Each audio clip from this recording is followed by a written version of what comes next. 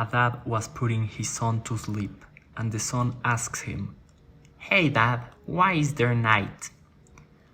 The dad says, "Because the earth spins and sometimes we can't see the sun." "And why does the earth spin?" "Because when it formed, it was already spinning." "And why did the earth form? Where does everything come from, Dad?" The dad thinks, who are you suddenly? René Descartes? Can't you just go to sleep already? But he says, "Because God made all of this. He is our Father and He created us." "But just go to sleep, son." And so began his indoctrination in Christianity, that would continue for many years. He would end up learning to fear God, something seen as a virtue, because this God, who is the true one, while the other thousands of gods out there are simply inventions of ignorant people. This God will send you to eternal suffering if you don't believe in Him or if you sin. Literally, eternal suffering. Take a moment to reflect on what eternal truly means. This God, who is good and all-powerful, you have to believe in all this because a 2,000-year-old book says that a man rose from the dead. But never mind the contradictions between the Gospels, like where Jesus appeared or who arrived first. You know, not even the witnesses can agree, but that doesn't matter. Oh, and also that there's no historical evidence outside of Christians for the resurrection.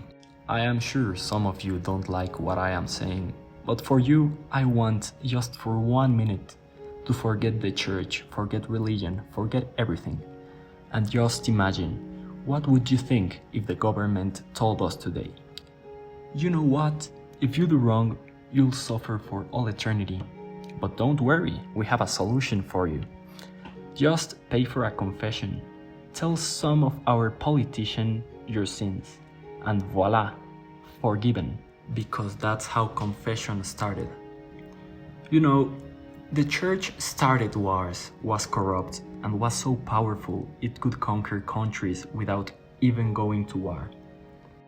In fact, that actually happened. It was 1208. Pope Innocent III snaps his fingers and England goes into spiritual airplane mode. Temples closed, 0 masses, weddings or funerals.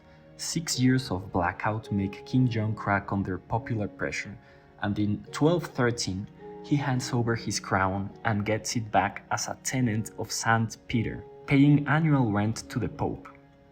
The Church was a government that ruled by fear, and the Bible passed through these moments of overwhelming church power. There are examples of manipulation. In the Gospel of Mark, the first one and the basis for Matthew and Luke, in the oldest codices, it ends without Jesus' resurrection. Only later was the resurrection added.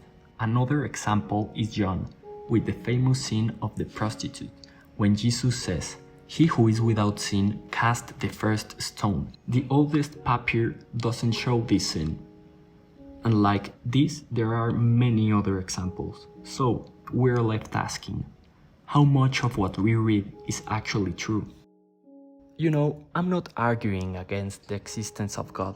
I believe it could be that everything was created by something and there's even a probability of life after death. I just admit I don't know.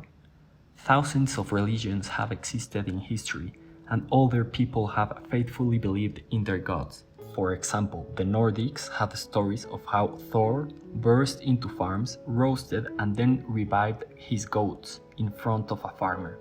Of how Odin, disguised as a one-eyed old man, slipped into royal halls to reward or punish hospitality, and of how Loki wandered among mortals, sowing chaos in whatever form he chose. And nowadays we see those stories as simple myths and think the people who believed them were stupid. I find it arrogant to believe everyone else has been wrong and your God is the real one.